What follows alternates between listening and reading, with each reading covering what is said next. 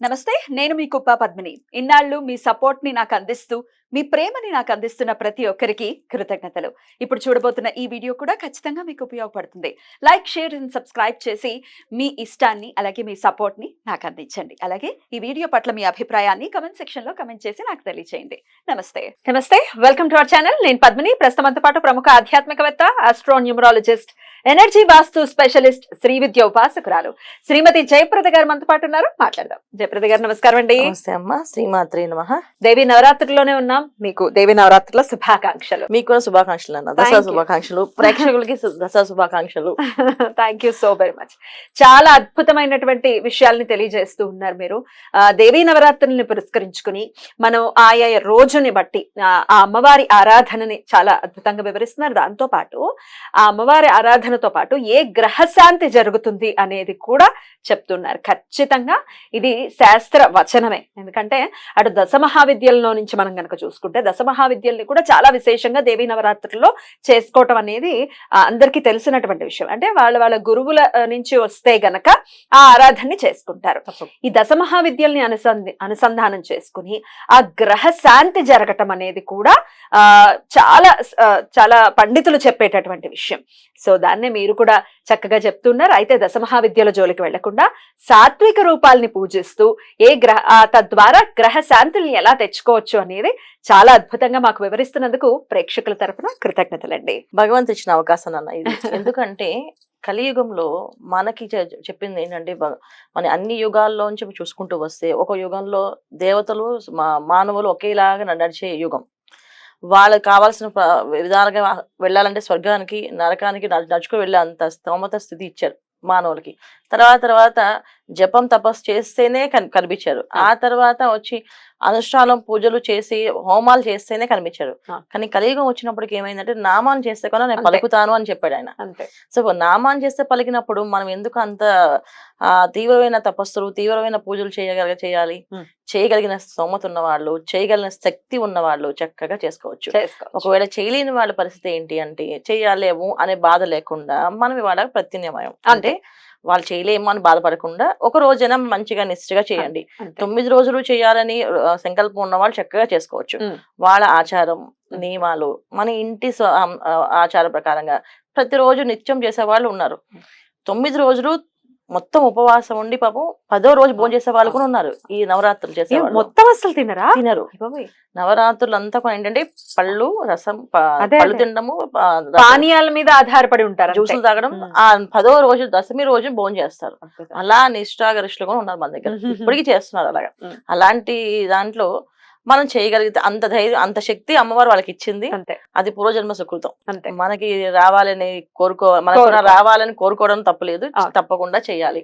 ఇక 7వ రోజు అమ్మవారిని ఏ రూపంలో కొలవాల్సి ఉంటుంది, అలాగే తద్వారా ఎటువంటి గ్రహశాంతి జరుగుతుంది అనేది ఒక్కసారి మీ ద్వారా. తప్పకుండా.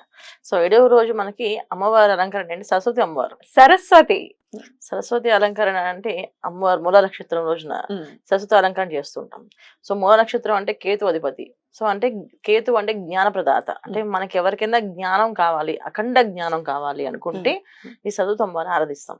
దాని విద్యలకి ఆవిడే అధిపతి, అది దేవత.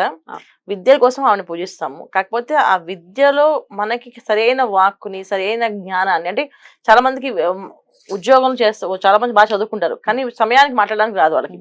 కానీ కరెక్ట్ గా మాట్లాడడానికి ఆ సమయానికి కరెక్ట్ గా సమయస్ఫూర్తిగా మాట్లాడడానికి కారణం కూడా కేతు అనుగ్రహం ఉండాలి.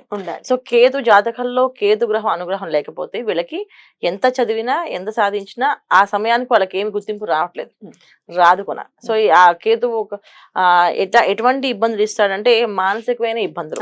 అసలు ఇంకా చాలా విచిత్రంగా లైఫ్ లో చాలా మంది ఈ మా జీవితాన్ని చాలించాలని సగంలో చాలించాలని మాకు ఎవరితో పని అనుకుని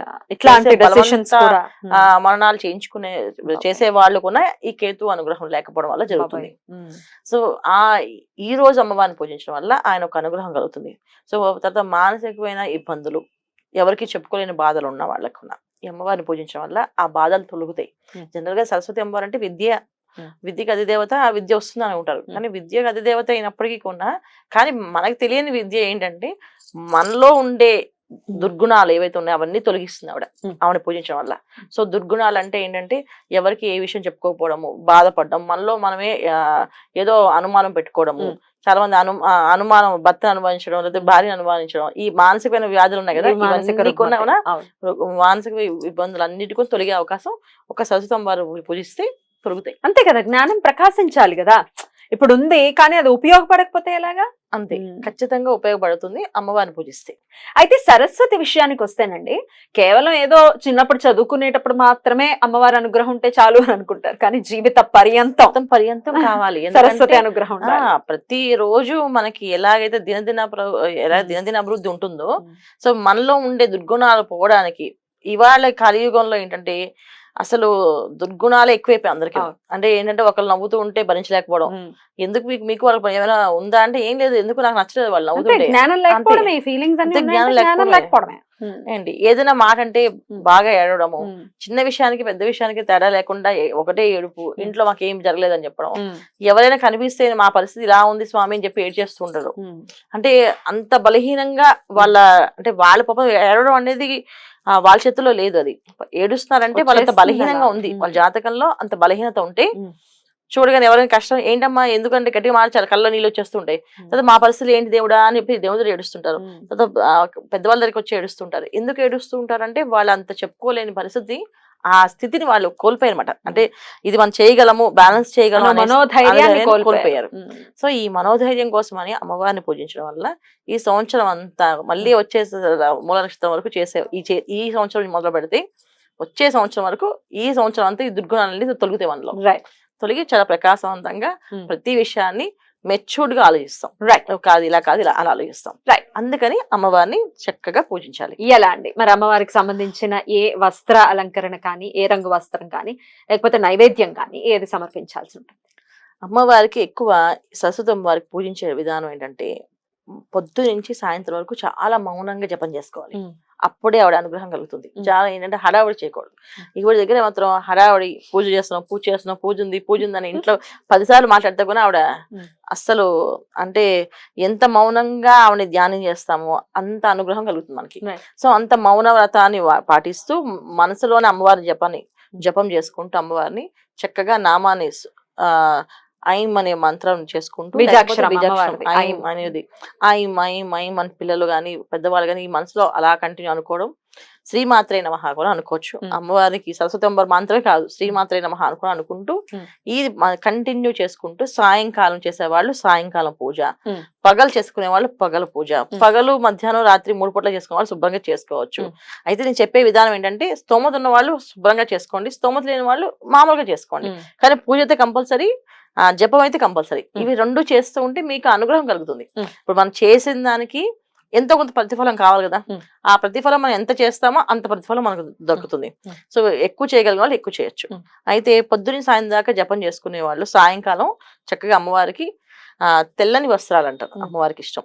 సో తెల్లని వస్త్రం అంటే ఏంటంటే మన మనసులో ఎటువంటి మాలిన్యాలు ఉండకూడదు అని అర్థం. సో ఇంత స్వచ్ఛమైన మనసుతోటి అమ్మవారిని అర్చన చేస్తే మన జీవితంలో కూడా అంత స్వచ్ఛతగా కలిగిన మనుషులు గాని అంత స్వచ్ఛత కలిగిన విషయాలు కానీ జరుగుతాయని అర్థం. అందుకే అమ్మవారికి తెల్లని వస్త్రాలతో పూజ చేస్తారు. తెల్ల వస్త్రం నైవేద్యం, అమ్మవారికి చీర, తెల్లని పుష్పాలతో పూజ, తర్వాత చిత్రరంగు అంటే మనకి మామూలుగా ఏంటంటే ఈ సమయాల్లో చంద్రకాంతి పూలని కాస్తుంటాయి, అందులో గంధపు రంగు పుష్పాలు ఉంటాయి, కాస్త ఎల్లో అండ్ కొంచెం కాఫీ రంగు అలా కలిసి ఉంటాయి.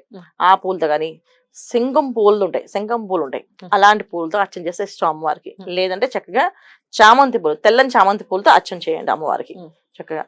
సో నైవేద్యం వచ్చినప్పటికి ఏమవుతుందంటే ఇక్కడ పులిహోర నైవేద్యం పెట్టే బదులు ఇక నెయ్యితో అన్నం పెడతారు. ఓన్లీ నెయ్యి వేసి అన్నం, నెయ్యి వేసి దాంట్లో సైంధవ లవణం అంటాం, అంటే ఉప్పు లాంటిది ఇంకొకటి సైంధవ లవణం. సో సైంధవ లవణం వేసి ఆ నైవేద్యం నెయ్యి అన్నము, తర్వాత క్షీరన్నం ప్రసాదం. క్షీరన్నం అంటే పాలతోటే వండుతాం, పంచదార వేస్తారు. సో క్షీరన్నం నైవేద్యం.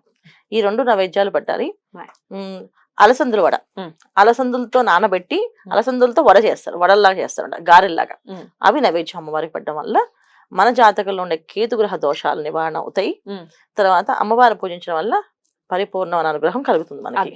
ఆ రోజున ఏంటంటే మనకి తెలిసిన పుస్తకాలని దానం చేయడం. అంటే లలిత సహస్రనామం అయినా కానీ, లేకపోతే చదువుకునే భారతమైనా, భాగవతమైనా, రామాయణమైనా, లేదంటే ఒక నోట్ పుస్తకాలు, చిన్నపిల్లలకి నోట్ పుస్తకాలు, పెన్లు, పెన్సిళ్ళు, పలపాలు ఇవి పంచాలి. 10 మంది తక్కువ కాకుండా పంచడం వల్ల మీ ఇంట్లో చదువు అనేది ఇబ్బంది రాకుండా చదువు దినదిన అభివృద్ధిగా మారుతుంది. ఆ విద్య అభివృద్ధి అవుతుంది అన్నమాట. చేయాలి ఖచ్చితంగా. అలాగే సువాసిని పూజ, బాల పూజ చేసుకోవాలి. చాలా బ్యూటిఫుల్ గా ఎక్స్ప్లెయిన్ చేశారు. కేతుగ్రహ అనుగ్రహాన్ని పొందాలి అని అనుకుంటే కనుక ఖచ్చితంగా సరస్వతి మాత యొక్క ఏ రూపంలో అమ్మవారిని కొలవచ్చు అనేది నెక్స్ట్ వీడియోలో తెలుసుకుందాం. థ్యాంక్ యూ అండి. నమస్తే. శ్రీమాత్రే నమః.